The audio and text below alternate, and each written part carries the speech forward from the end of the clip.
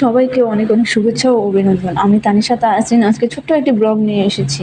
যদিও আমি blog video তেমন ভালো পারি না, আর গুছিয়ে কথাও বলতে পারি না। আর ব্লগ ভিডিওতে গুছিয়ে কথা বলাটা অনেক জরুরি।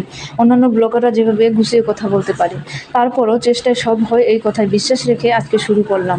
আমার গার্ডেনিং অনেক পছন্দের, তাই সব জায়গায় বাসা কিংবা অফিস সব জায়গাতেই গাছ দিয়ে সাজানোর খুব ইচ্ছে হয়। কারণ গোছানো থাকলে সবকিছুই অনেক সুন্দর পরিপাটি মনে হয়।